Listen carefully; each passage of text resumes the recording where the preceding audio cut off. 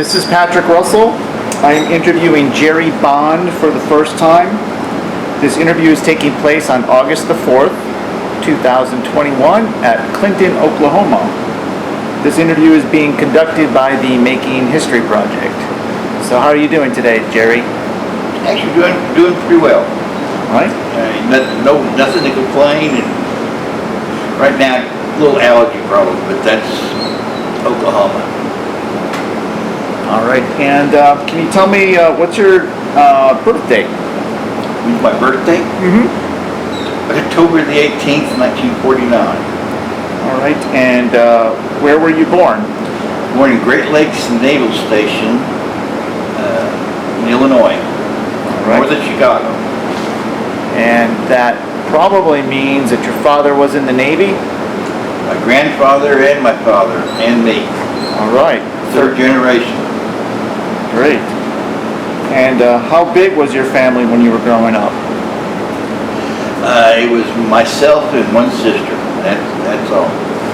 Right. And where did you grow up? Did you grow up on Great Lakes or move around? Well, I grew up in Great Lakes Naval Station in Long Beach, California, kind of back and forth because my dad spent 1 year. He was a training person. He spent 1 year in Great Lakes and 1 year in Long Beach. And just because being with him, I've been in San Francisco, Las Vegas, San Diego, Los Angeles, all around that West Coast. I've never been to the East Coast though. All right. When I was growing up. So it was all basically that. Now later in life, he moved. He got a job with a company that built the Atlas missile sites around here in Oklahoma, and they were in Southern California, and we moved out here to build those. And he decided he just got tired of moving around, and he bought a business in Altus, and that's where I grew up. From 6th grade on. Right. And tell me a little bit about that town. What was it like growing up there? Well, Altus was a huge military base down there. They had, at that time it was a strategic air command base. So they had the B-52s out on the runways, waiting to take off all the time. And I think the biggest thing I remember is when I was in junior high. I'll never forget that my dad came and got me. Since he knew that he was working on the Atlas missiles, he said it's the only time in history that during that Cuban Missile Crisis, our missiles were out of the ground and fueled, which meant they didn't do that unless they were going to shoot them, because the Atlas missiles were real. Once they were filled with fuel, they were basically a bomb. They just sat there, and they were all 21 of them that was here was out of the ground, in the air, fueled, ready to be taken off. If the Russians hadn't canceled when they did, I have no doubt Kennedy would have destroyed Cuba. And my dad came and got me because he said, "Hey, World War III is fixing to start within the next half hour. I wanted to be with you when it does." Wow, that's pretty frightening. How old were you then? Let's see. I was about 14. Wow. And what did your mom do? Well, my mom was a Navy wife, and it takes a little bit to be one of those because they're gone. Their husbands are gone so much. He was basically gone half a year every year, and when he was out on ship, he was gone, until he came back, and that was usually 6 months at a time. So, she was that, and when we moved to Altus, she became part of the business down there, and she was kind of the bookkeeper and manager of it. All right, so where did you go to high school? We lived on a little farm north of Altus. It really wasn't a farm, it was a patch of acres. And they just built a new school that was right out by there. It's called Navajo. That's where I went to That's where I went to high school. It's called Navajo School District. And growing up, did you have any hobbies or play any sports? Oh, golly. I didn't play sports because I was busy doing other things. Yeah, I was too small to play football, and I couldn't hit anything playing baseball. So I never did those. But the only sport we really had was we did a lot of hunting and fishing. So that was, I mean, almost every weekend we went fishing to a lake somewhere. Okay. And so you graduate from high school, then what do you do? Well, I tried to keep from going to Vietnam because I knew I was the first year of the draft. My draft number was 5. So I knew I was going to, the minute I stopped going to college, I was going to get drafted. So I said, well, you know, the minute I get out, I'm going to get drafted. So I might as well just join up. So I went to the reserve officer training at our college that's here in Weatherford. And anyways, I went, got to my military start through the Army ROTC and spent a couple of years with them and then transferred to the Navy. Yeah, I got one, they needed pilots towards the end of the Vietnam War, and they were trying to do anything they could get them. And what they did was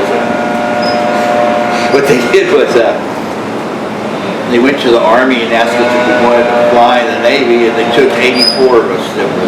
We got an inter-service transfer, which was they had to have a bill go through Congress to transfer you from one branch to the other.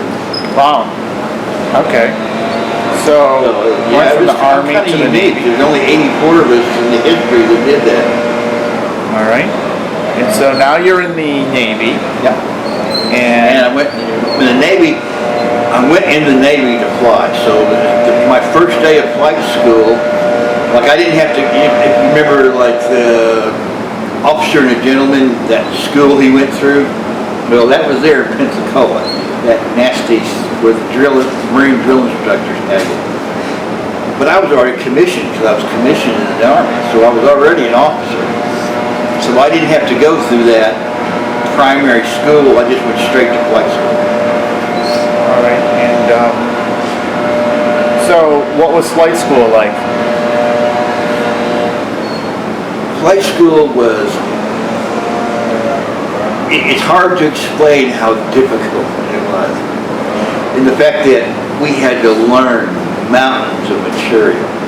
I mean, every flight was like a little book that you had to memorize everything in it. And it was all procedures, you know, like, what do you do if you have an engine fire? What do you do if your radio goes out, you know? And everything had a certain, that you had to do exactly that way, or they made you do it over again until you did it right. But we flew, and in between learning to fly, we'd be doing touch and goes all day long. What's a touch and go? Touch and go is when you land in a field and continue with your airspeed up and just take off and go around and land again.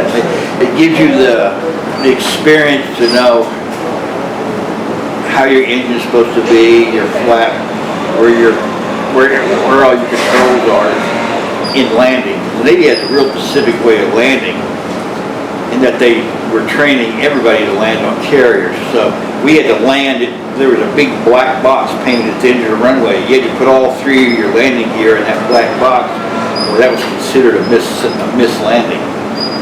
And that was to make up where the catch cables are on a carrier. Got it. And at this point, what are you training to fly? Where did I train? No, what are you training to fly? Right now it's a T-34. It's basically it was a Cessna that was transformed from parallel to tandem. Which means they're one behind each other, and it had a super powerful engine put in it, and it was stretched rear aerobatics, which normally the little planes aren't. Because you could take this thing up and stand it on its tail and fly all day with it.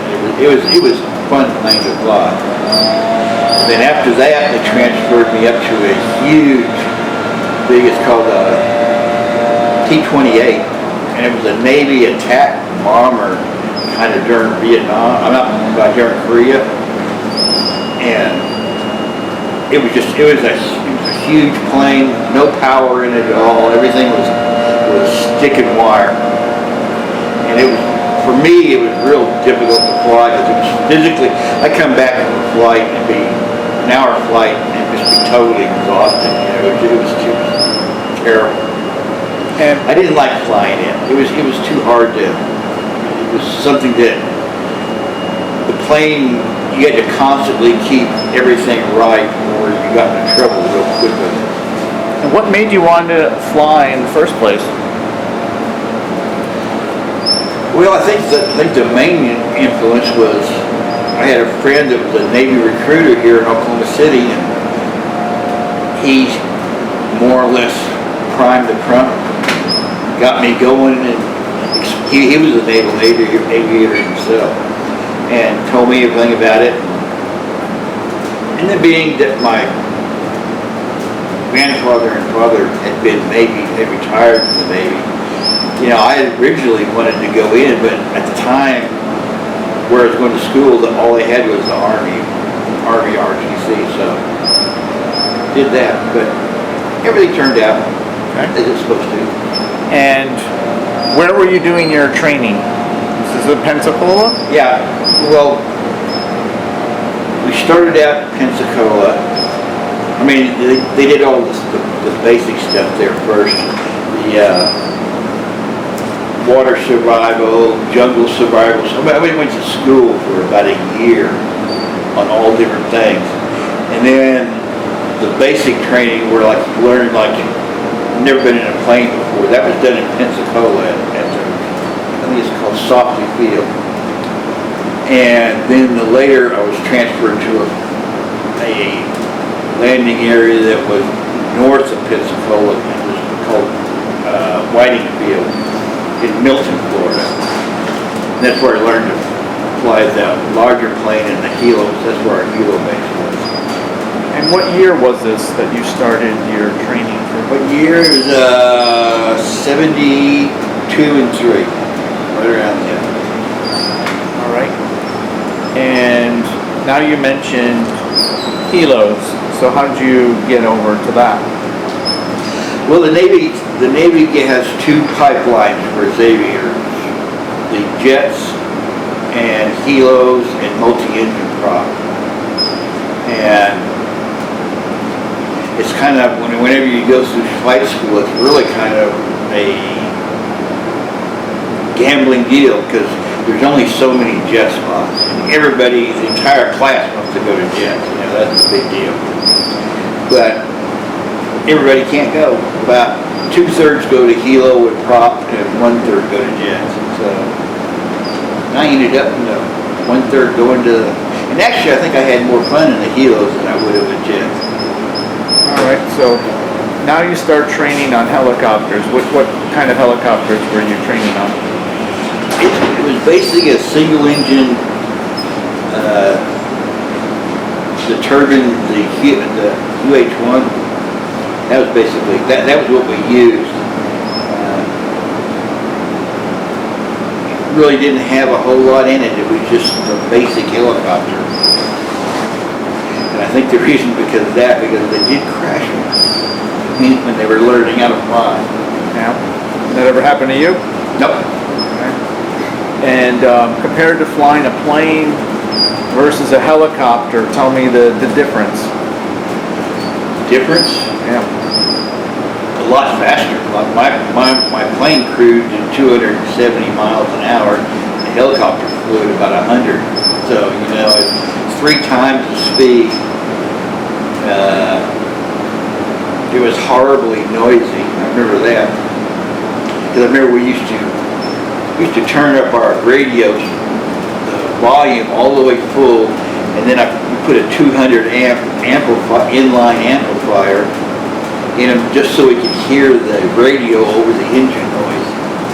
I'd come back, I come back from an hour flight, I couldn't hear for 2 or 3 hours because it was, it just deadened your ear.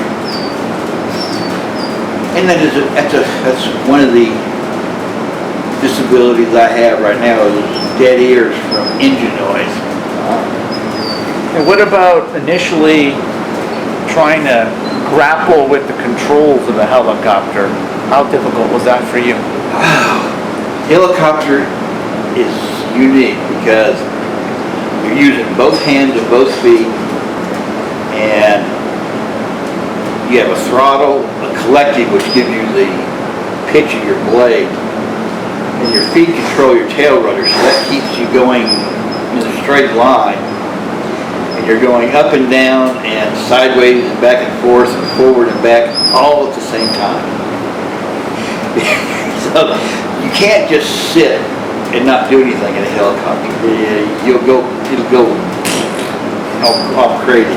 You're constantly moving everything. Adjusting. Yeah.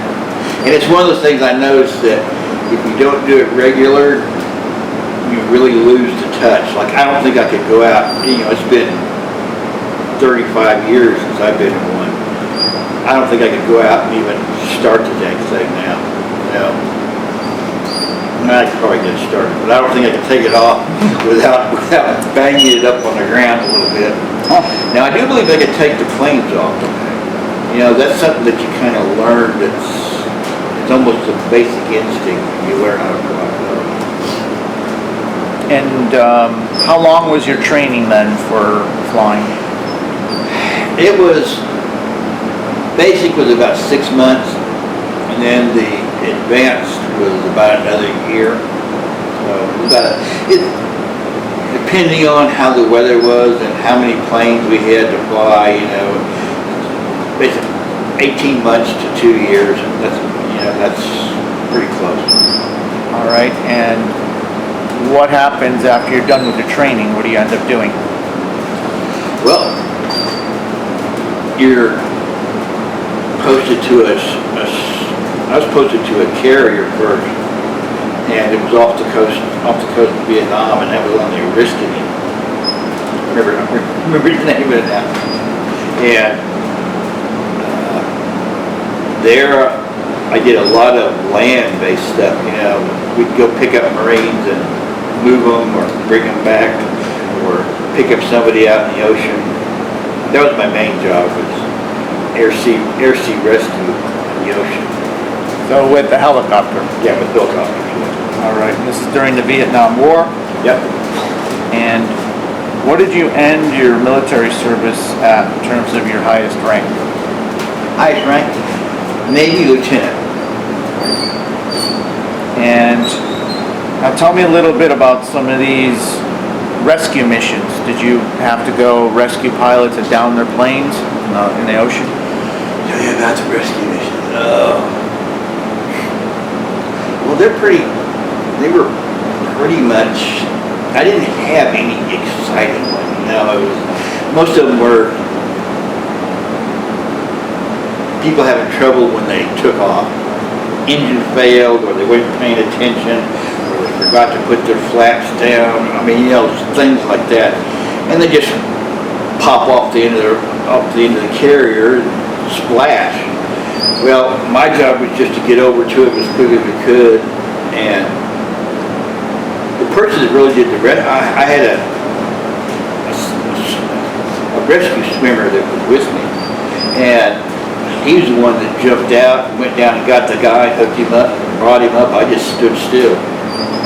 But you're flying out there? Yeah, I was flying out there. Yeah. And go ahead. Okay, and then after that, I got into a attack helicopter that the Navy brought out, and it was basically a helicopter that had a pilot, a co-pilot, and a gunner. And we had, I'm trying to remember exactly, we had 250 calibers, 2 M60s, which is a 60 caliber machine gun, 2 miniguns on the doors, and 32 rockets, and 10,000 rounds of ammunition that was in it. And we'd go out and fire that every day at the jungle. At the jungle or at the enemy? In my entire career, I never saw that I killed anyone. But I hate to say it, you know, you fire 10,000 rounds at places, you're gonna. Well, how does that work? And they're sending you out because somebody's We just had calling for the help? coordinates. Yeah, we had coordinates that, you know, like when the Navy, we had a little bomber that was really good over Vietnam. It was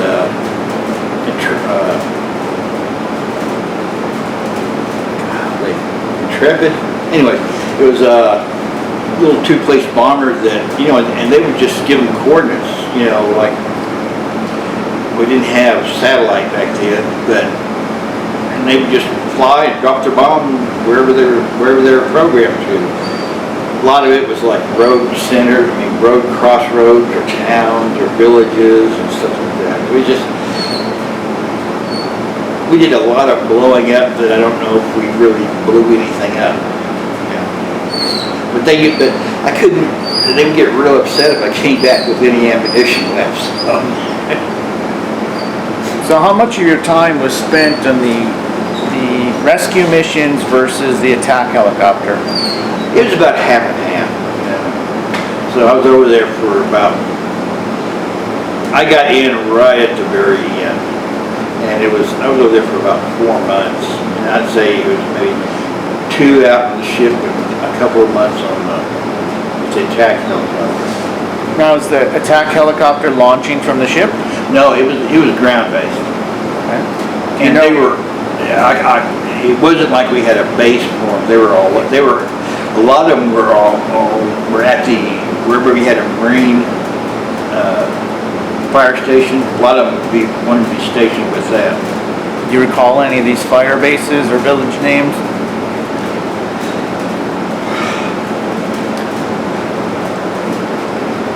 Well, I can remember, one I remember basically all this case on because of everything that happened there. And then there was another one at Da Nang, and I mean, they were basically all over the country.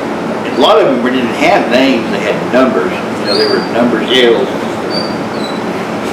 And that was one of the things that in that war over there that really irritated me when we were over there. Is we'd take a place,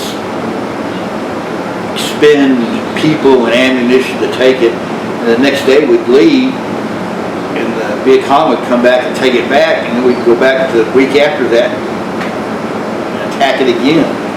So it was it wasn't a war of, it was like more of a war of attrition of people than a attrition of space.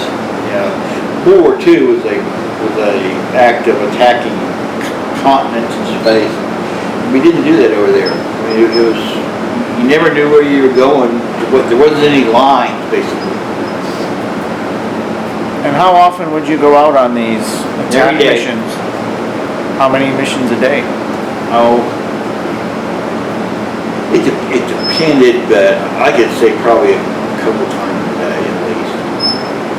Some days we didn't do anything, sometimes we were doing 2 or 3. Did you ever escort Hueys that would take troops out? I'm sorry, what? Did you ever escort other helicopters that would take troops out? Trying to think.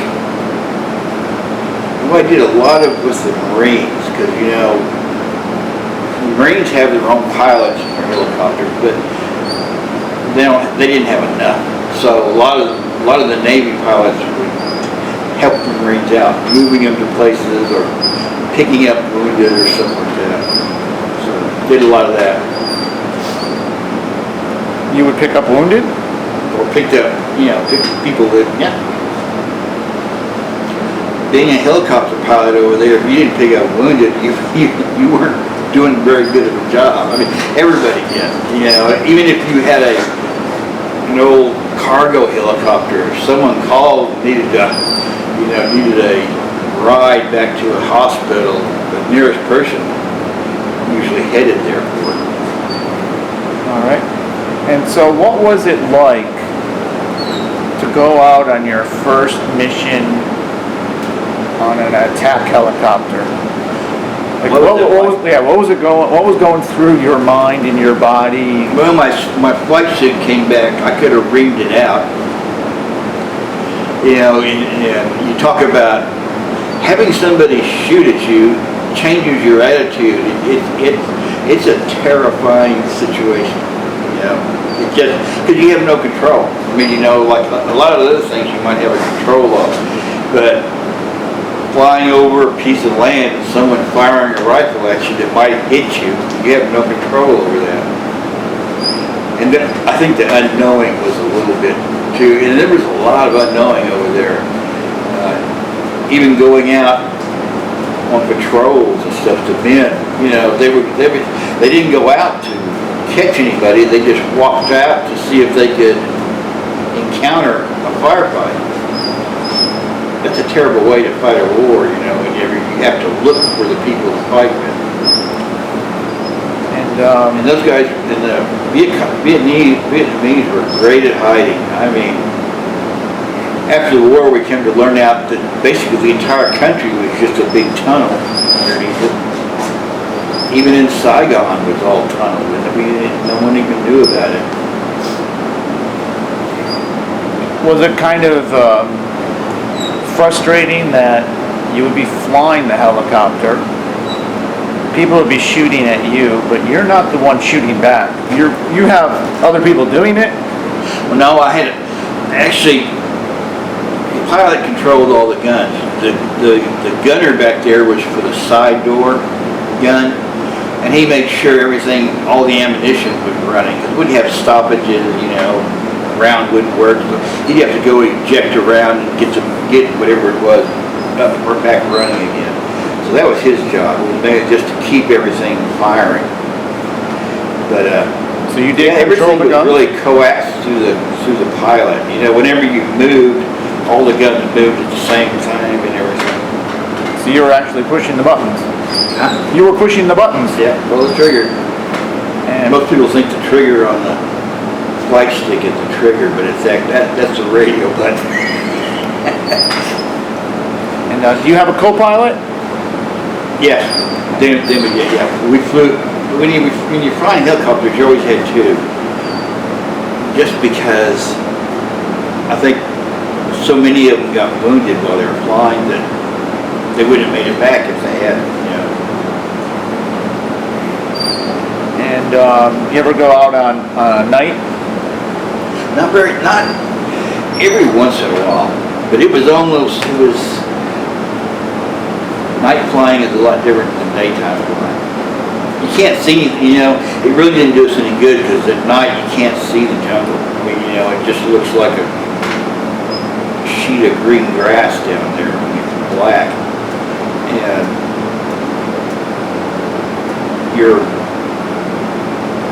it's so you have the deal, you can't see anything, you don't know where you're going, and the scare factor got you up around swallowing your tongue all the time. Oh, have you seen the movie Apocalypse Now? Oh yeah. And you remember that portion of the movie with the air cab flying in, playing the music really Oh, yeah. loud? Was it anything like that, or is that just movies? I'm not saying necessarily the music, but No, we had some of the people over there were just insane. I knew some guys that their favorite sport was they were in the brown water navy, which is the little boats, and their biggest deal was they would go skiing on the river. I mean, you know, water skiing on the rivers. They put all their armored vests on and ski behind those dang boats. I mean, that's what boredom does to you over there. wow.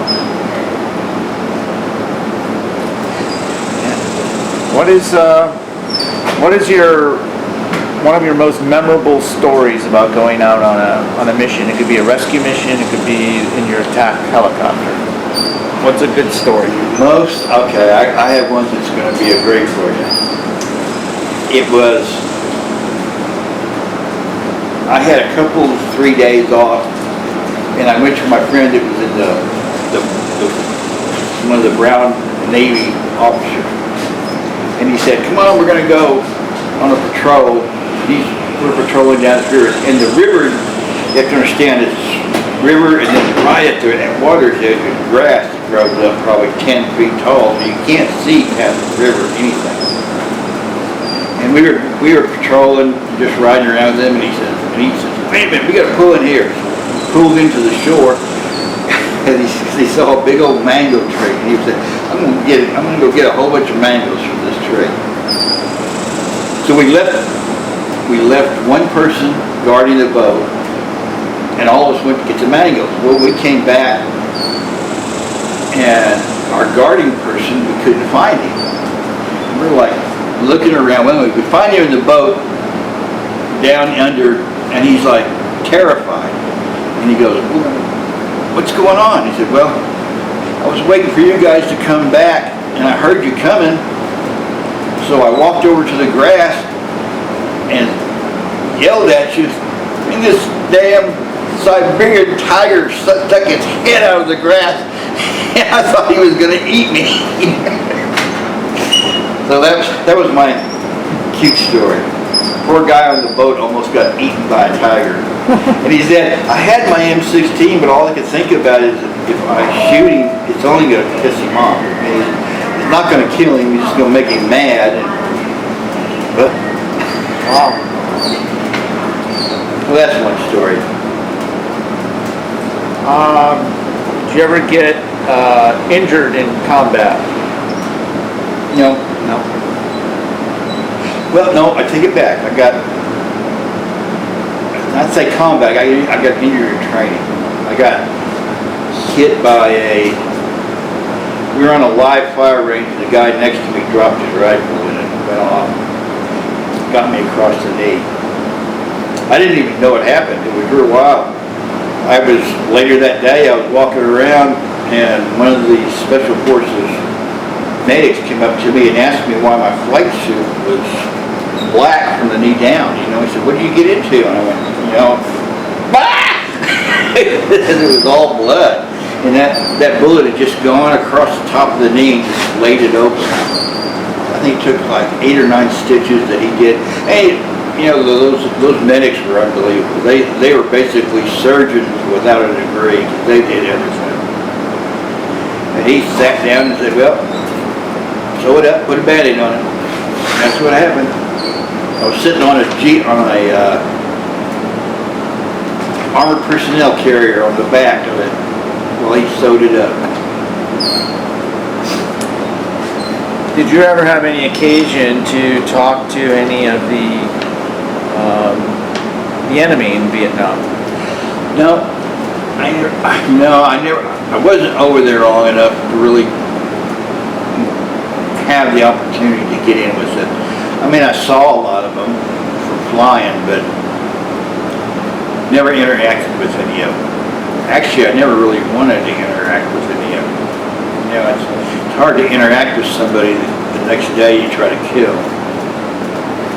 And civilians, same thing? Yeah, the civilians,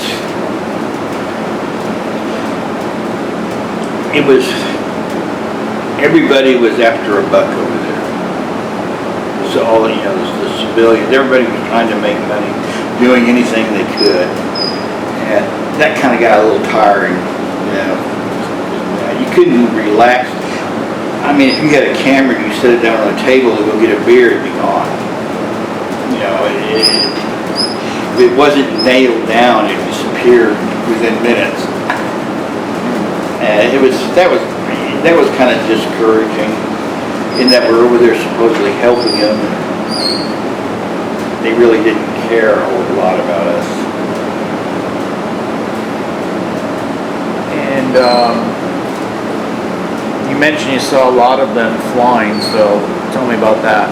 Like, you see them you said you saw a lot of them when you were flying. I mean, yeah, you know, we'd fly over villages, fly over the river, you know, they'd be out in the boats. Now, you know, probably half of them were Vietcong or the North Vietnamese, but you can't tell looking at it, everybody looks the same. So, you know, you really can't go down and, unless they're shooting at you, you really can't shoot back at them. So, I mean, saw a lot of people, I mean, there were people everywhere. Now, whether they were the combatants, you really didn't know. You didn't know until someone shot at you if it was a combat or not. And they would wear, you know, the clothes they wore was just like everybody else's over there. So they, you know, it was a insurgent type of a war where the population, the entire population fought against us. Because there'd be a lot of times I know that people we helped one day were the ones shooting at us the next. And what do you remember the most about Vietnam in terms of, it could be the heat, the smell? Mosquitoes. They had mosquitoes that were bigger than hummingbirds. I mean, they were monsters.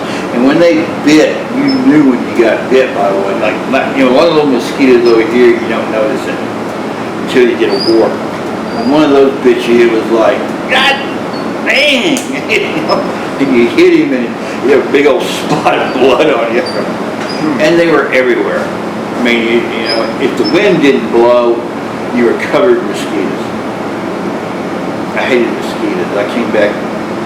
When we were over there, they finally had those aerosol mosquito bombs, and we used to go through tons of those. We just leave one in the hut, leave one cracked open, and just let it, just to keep them out. That snakes, whoa. Now snakes really didn't. Some of the guys, you know, were terrified of the snakes, and they had some really bad ones over there that, you know, get bit, take 2 steps and die, you know, kind of snake. But it didn't bother me, the snakes. It was that and the heat, and it always being wet. I think that was the biggest, another thing too. I mean, even when you were dry, you were still damp, just because of the humidity. It rained all the time, and then you'd be sweating because it's hotter than heck over there. Yeah. And did you, at the end of the day, what did you prefer?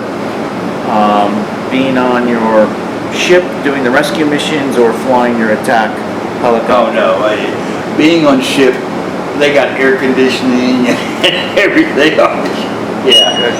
you have nice, good meals and everything on the ship. Yeah. Being a naval officer has its perks, and I think they give them to you because they know that you're going to spend a lot of time away from home when you're in the Navy. You know, it's not like it being on an Army base where you're there 90% of the time, or Marine or something. Yeah, when we're gone 6 months out of the year, it's really hard on families. You know? So they kind of make up with these little extra goodies that you got. And when you would go out on your attack helicopter, did you have any type of rituals or habits that you would do to get yourself in the right frame of mind? Had a lucky helmet. Yeah, that you know, the Navy your helmets are, everybody wears the same, but when you get them, like I don't know if you remember in Top Gun, they look like they were painted, but they're not paint. They're fluorescent tape strips, and they want you to put a couple of stripes on the helmet, because the helmet doesn't show it. If you're in the water wearing a helmet, it doesn't reflect anything. You use those tapes and the stripes, it reflects light back and you flash in the water so people can see it. So that's why we did that. We did that, and then some people got really creative with it. I mean, they spend hours and hours making their helmet. And let's see, what else? Did you put a design on yours? I had squares, a whole bunch of different reflective squares on it.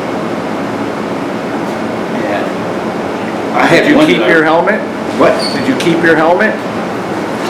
No, it's in Oklahoma City somewhere. Yeah, I still have my flight suits, and I still have my flight jacket. You know, we were supposed to turn them in when we left. You know, supposed to turn all that stuff in, but they didn't want it. You know, it was kind of, what are we gonna do with it? You know. So what I ended up with was 2 flight suits, flight jacket, and a helmet. All right, so you had your lucky helmet. They'll probably charge me for it now. You had your lucky helmet. Anything else that you, type of a ritual or habit that you did? Well,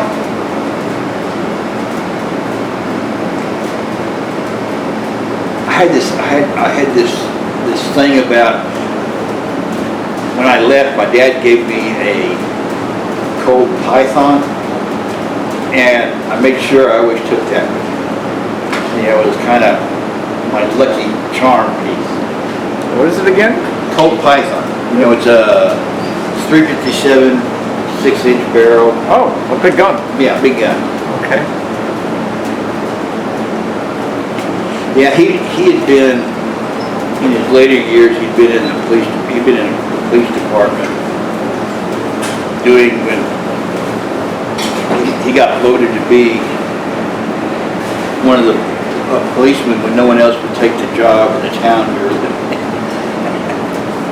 So he did that, and that was one of his guns that he had for the police department. And what happened after Vietnam? I came back, and I called him my brother, but he was actually a friend of mine. But his dad, I lost all my parents when I was real young. They died from different things. And his dad was,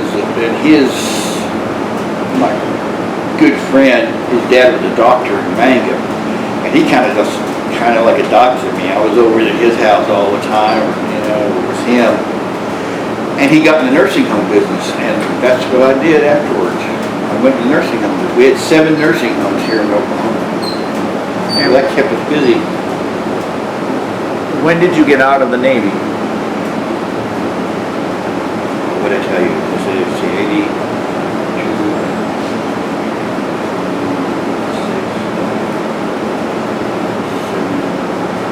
89? All right. So you were still in the Navy after the Vietnam War. I was in active reserves. Okay.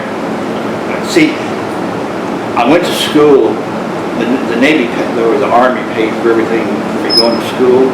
So I was on an Army scholarship to go, and that required a 7-year service. So I had to stay in 7 active years or 7 years total. I wanted to stay active, but I couldn't because too many people coming back from Vietnam and not enough job slots open. When you're a young officer, you get commanders taking your spot to work. Okay. And so was your flying career over for most purposes after the Vietnam War? I never set foot in a plane after that. So that was what, 1974? Yeah, right at 74. Yeah, never did. After that, I never got in one. I thought about going down and getting my private pilot's license just for the fun of it, but the way I was taught to fly, I would have to learn everything from it. The way the Navy teaches is not how civilian aircraft work. Because we basically flew to a landing. I mean, you know, they were training us to land on carriers. Well, if you miss your cables, you got to have enough speed to take off. So you really didn't land slow. You landed very fast. And at a civilian airport, they would go freaky if you did that. Yeah. What about landing a helicopter on a carrier? Is that hard? It depends on how the wind's blowing. You know, our carriers that we had, you know, you say, well, is it hard to land on a carrier? Golly, they were so dang big, you know. My dad was on the Enterprise during Korea, and they played hardball on the flight deck and never knocked a ball off the flight deck. You know, playing baseball. Because, you know, and then the new carriers are like, God, they're like cities instead, you know, they're just huge. But it's bouncing up and down and sideways and back, you know. Even though it's big, it still may go up and down 10, 15 feet. So you have to kind of, you don't want to say you rush it, but you kind of you plan between the waves. Let it down. Okay. And did anything from your experience in Vietnam impact you when you returned home? Yeah, just the reason I'm here is because I started having really bad combat nightmares. And I mean real bad, where I'd wake up fighting with people in my room and end up being across the room and wake up and wondering how I got all the way against the bathroom door when I was in bed. Yeah. When did that start? That started about a year ago. Really? So Yeah, I didn't have any problems. Well, I had a whole bunch of stressors happen to me during that time. I had a wife die. A good friend of mine's wife died. Had a stepfather that died.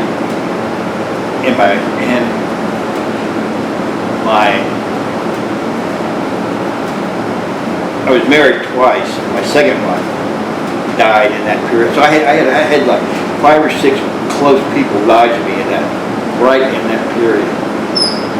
And I think the stress of that and everything else, it just overloaded my system. And yeah, I quit nursing because I was afraid I was going to hurt somebody.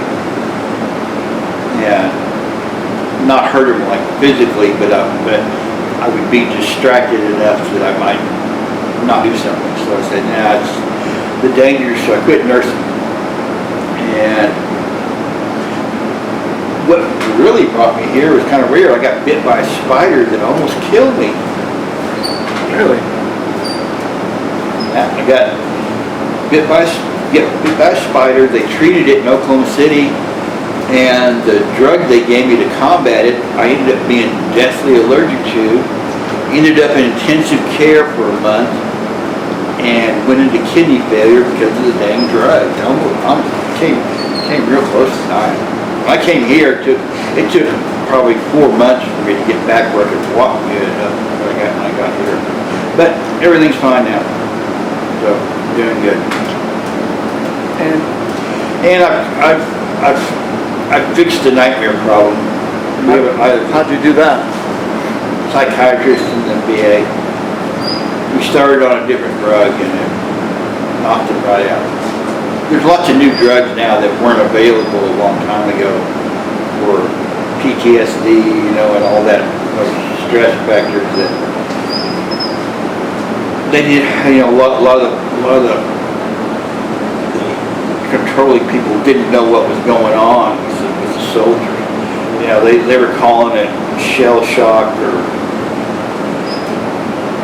battle fatigue and all that, but it really wasn't that. There was, you know, it was really deep down psychological injuries that some of these guys got. And prior to your stressors of like a year ago, you didn't have any of those type of No, I nightmares? never had any problems with it. I took care of it. Everything was okay. My mind buried it in the deepest parts of my subconscious, and I didn't react to it until it got to the point where it just overwhelmed me. Yeah, I was going where I was afraid to sleep. I'd go many days and not sleep because I didn't want to have nightmares. And are you like reliving flying? You know,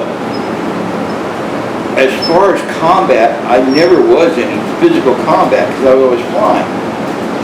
But all my dreams are physical combat, like being in a foxhole and have somebody come over and try to stab me with a bayonet, walking in the jungle and have someone shoot at you through, it just, but I never did that. But I was around it all the time. All my friends got shot at and all that stuff.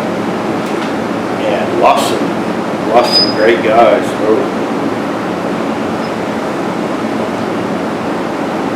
Did you have, when you came back, did you have any type of like nervousness or jitters or?